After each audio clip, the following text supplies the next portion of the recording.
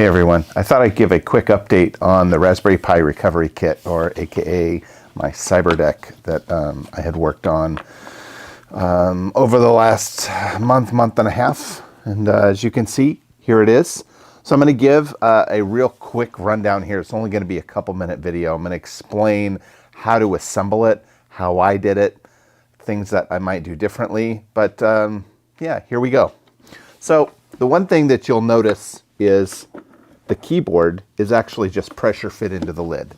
You could glue it in, you could screw it in, but it just pressure fits, which means it's slightly wider than just sliding in perfect. There's some set screws that will hold it in just a little bit, but most of the time I just leave it just kind of sitting in there. That again, all of these files are online. The other big piece though is the actual compute unit that sits in the lid here. This whole thing comes out, and what I do is I put my fingers in here to grab from the vent, and I just kind of pull and pop, and there it is. So the cool thing is this Pelican case is unmodified. You don't have to drill any holes or really make any modifications.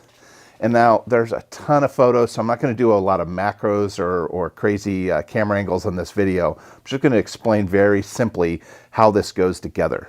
So you'll see a 3D printed part that's really rectangular. It's got a lot of kind of cross braces.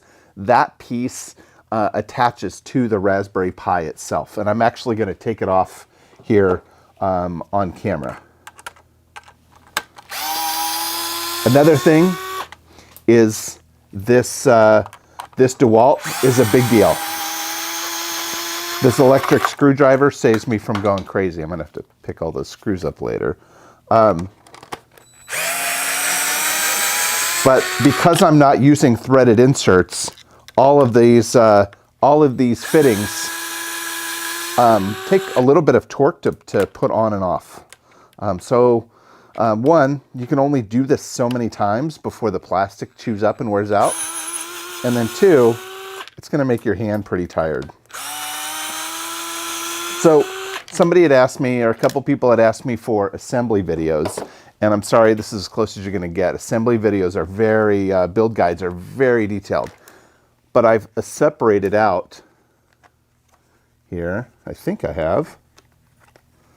Let me unplug the power. This should just pop out. Got to unplug all the cords for the Raspberry Pi. Here we go. So here we go. Let's see if I can show it to you here. So this frame, you can see it here. This frame screws to the big piece. So you can see the big piece is, see if I can get it in focus here. And they stack together. So if you print out all the parts and then you start to fit them together, they all fit together like a puzzle. You first take the piece that attaches to the frame, and the actual frame, that first piece that's shaped just like the Raspberry Pi display, that piece attaches actually to the Raspberry Pi display. The Raspberry Pi attaches directly to the display. And that sounds really confusing, but really, if you attach the Raspberry Pi to the display the way they tell you to, you're already well on your way. So you do that, you attach that plastic piece, and it's like an adapter bracket. It's got a bunch of holes on it. And all the pieces just kind of fit together. And from there, once you've got all your pieces assembled, then you can start all your wiring. And the wiring is all pretty straightforward. What I did was I soldered each one of these. I had plenty of length this way. And then what I did was, as I went through and routed each cable, I trimmed it to the appropriate length. And then you'll see I have some zip ties, and then I did some attempt at wire looming or cable lacing, sorry. It turned out okay, I guess. But ultimately, it's a pretty straightforward thing to put together. The switch pressure fits in. So what I would say is if you're interested in making one, I think a couple people said that they're going to be building their own.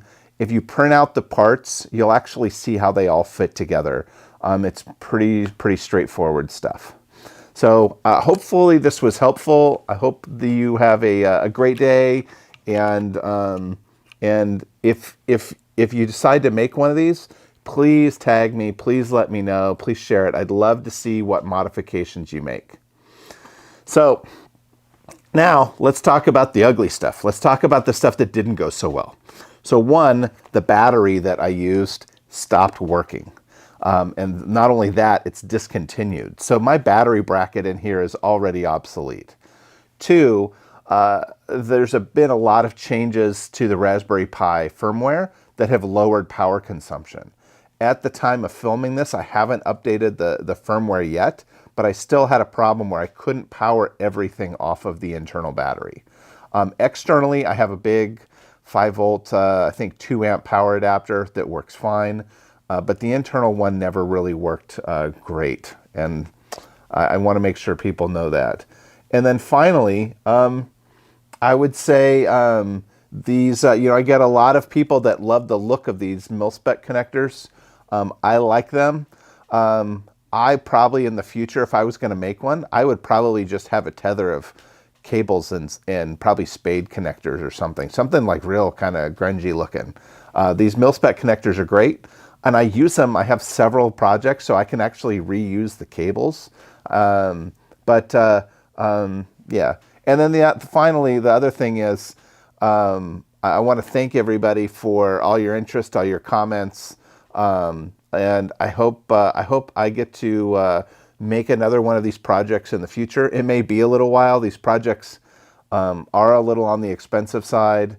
They don't come around very often. I want to thank everybody for following along with me on the build, and I appreciate your support, your comments, and I love interacting with all of you and talking about this build. Thank you. See you soon.